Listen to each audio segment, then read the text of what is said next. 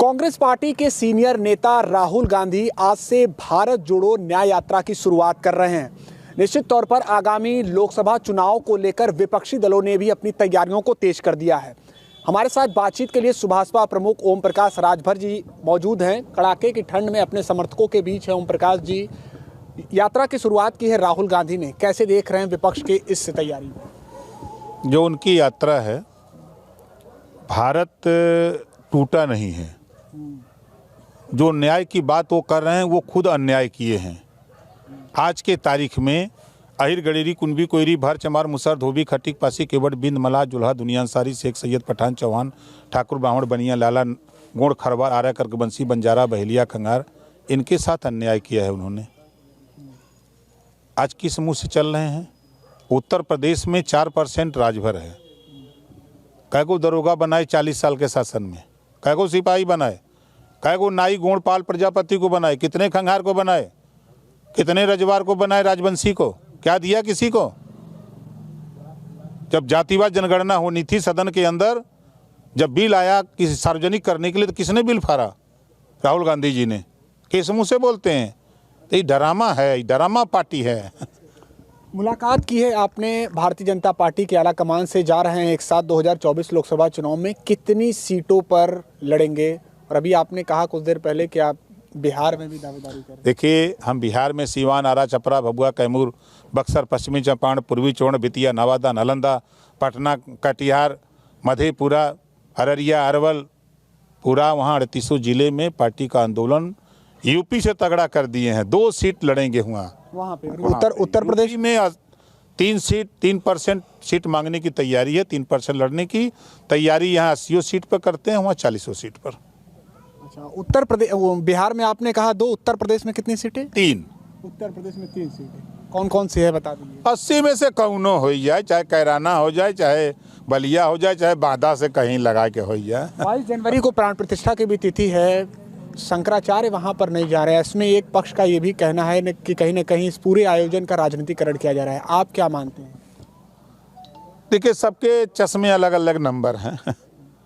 अब यही काम कोर्ट का आदेश कांग्रेस की सरकार में हुआ होता तो कांग्रेस की देखरेख में मंदिर बनता।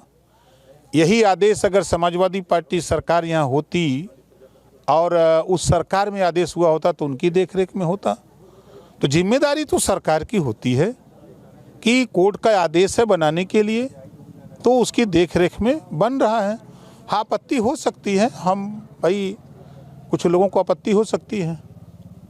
आप जाएंगे कि नहीं 22 जनवरी को? राजभर नहीं जाएगा तो कौन जाएगा भाई? निमंत्रण आ चुका है, आप जाएंगे अपने पूरे परिवार के साथ? बिल्कुल, पूरी पार्टी जाएगी। दर्शन पूजन बिल्कुल।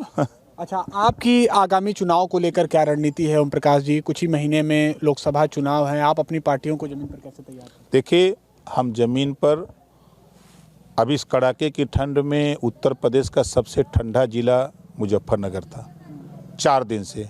3 दिन पहले मैं था और वहाँ की भीड़ को देख करके मैंने जब सवाल किया कि आज देश में एक देश एक राशन कार्ड का कानून बन गया, एक देश एक समान शिक्षा का कानून कब बनेगा? बोलो बनेगा कि नहीं बनेगा? तो भीड़ करे जल्दी बनवाओ भाई। 1 नेशन 1 एजुकेशन,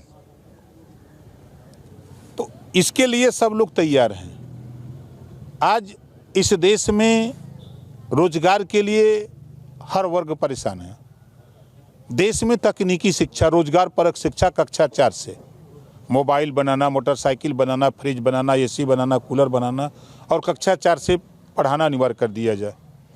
तो हाथ में जो बच्चा विद्यालय छोड़ेगा तो हाथ में हुनर होगा, कहीं प्रैक्टिस करके वो बच्चा अपना जीविका चला सकता है। इसके लिए लोग तैयार हैं।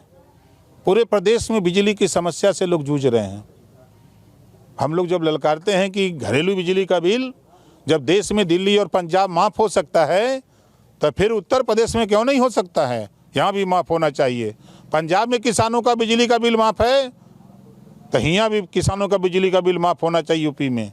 तो किसान भी एकदम सही है। ठीक है, शुक्रिया हमारे साथ बातचीत के लिए। तो साफ कहना है ओम प्रकाश राजभर जी का कि आने वाले लोकसभा चुनाव में 3 सीटें उत्तर प्रदेश से और 2 सीटें बिहार से, उन सीटों